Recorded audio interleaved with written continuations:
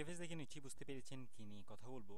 Narail civil surgeon পরীক্ষা 2024 19 তারিখ 4 মাস 2024 ইংরেজি 2024 ইংরেজি অর্থাৎ কালকে, আজকে 18 তারিখ, কালকে কিন্তু নড়াইল সিভিল সার্জন কার্যালয়ে পরীক্ষা অনুষ্ঠিত হবে। তো কি নোটিশ বিজ্ঞপ্তি দিছে সেটা নিয়ে আপনাদের সাথে কথা বলবো। তো আপনি যদি আমার চ্যানেলে নতুন হয়ে থাকেন তাহলে অবশ্যই ভিডিও দেখে লাইক, কমেন্ট, শেয়ার এবং সাবস্ক্রাইব করুন। সাবস্ক্রাইব করে অল বাটনটা সেট করে দিন। তাহলে চলে যাচ্ছি মূল ভিডিওর দিকে।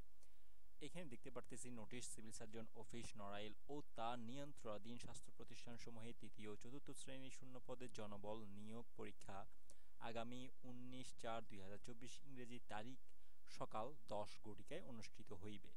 এখানে একটা নোটিশ প্রদান করছে, সেটা হলো এত দ্বারা সকলের অবগতির জন্য জানানো যাচ্ছে যে সিভিল সার্জন অফিস নড়াইল ও তার নিয়ন্ত্রণাধীন স্বাস্থ্য প্রতিষ্ঠানসমূহ তৃতীয় ও চতুর্থ শ্রেণীর 11 থেকে 20তম গ্রেড শূন্যপদ জনবল নিয়োগের লক্ষ্যে পরীক্ষা আগামী 19/4/2024 তারিখ সকাল 10 ঘটিকা হতে নড়াইল জেলার বিভিন্ন কেন্দ্রে অনুষ্ঠিত হবে। আপনারা যে অ্যাডমিট কার্ড ডাউনলোড করছেন সেইখানের মধ্যে আপনাদের নিজেদের কোন কেন্দ্রে আপনারা পড়ছেন পরীক্ষাটা হবে, অর্থাৎ এই লিখিত পরীক্ষা কিংবা এমসিকিউ পরীক্ষা, যে পরীক্ষাটা হয় আর কি, ওই পরীক্ষা কোথায় হবে সেটা আপনাদের অ্যাডমিট কার্ডে লেখা থাকবে। ওই অনুযায়ী আপনাদেরকে সেই প্রতিষ্ঠানে গিয়ে অথবা সেই কেন্দ্রে গিয়ে পরীক্ষাটা দিতে হবে। আর অ্যাডমিট কার্ডে যে এই ধরনের একটা ইনফরমেশনগুলো লেখা থাকবে, যের মধ্যে সত্যবালী হিসেবে লেখা থাকবে, ওই সত্যবালীগুলো কিন্তু অবশ্যই ভালোভাবে পড়বেন।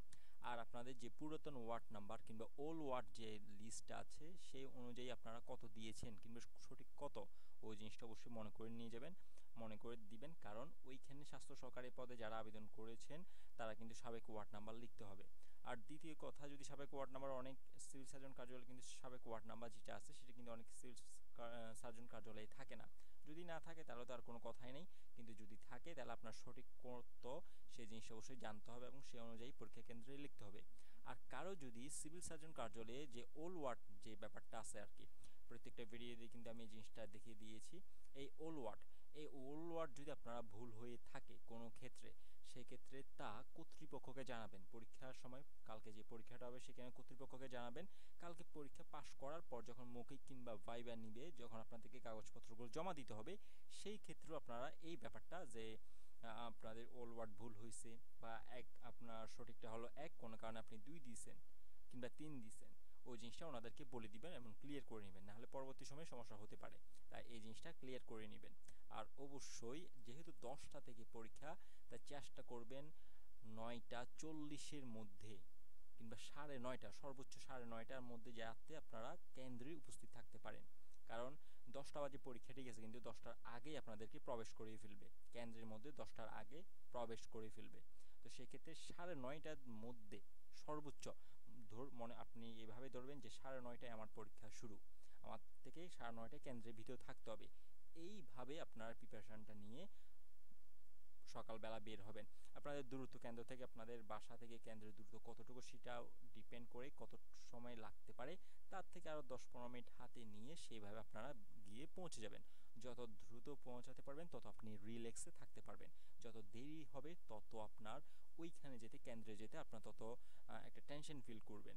তো এই জন্য বলতেছি 9:30 বাজে যদি আপনারা সেখানে উপস্থিত থাকতে পারেন সবচেয়ে ভালো হয় আপনাদের জন্য। আর অবশ্যই হাতে সময় নিয়ে তারপর রিল্যাক্সে বের হবেন। আর পরীক্ষা দেওয়ার সময় অবশ্যই সাধারণ নর্মালভাবে থাকবেন। একটা এই জিনিসটা চিন্তা করবেন যেটা আমার একটা নর্মাল নিত্যদিনের একটা কাজ, ভালো করলে আমার ভালো ফলাফলটা আসবে। এইভাবে চিন্তা ভাবনা করে আপনারা পরীক্ষা কেন্দ্রে যাবেন এবং পরীক্ষাটা ভালোভাবে দিবেন। সকলের আশা পূরণ হোক, এই দোয়াই এই কাম্য। তো আপনি যদি আমার চ্যানেলে নতুন হয়ে থাকেন তাহলে অবশ্যই ভিডিও দেখে লাইক, কমেন্ট, শেয়ার এবং সাবস্ক্রাইব করুন। সাবস্ক্রাইব করে অল বাটনটা সেট করে দিন।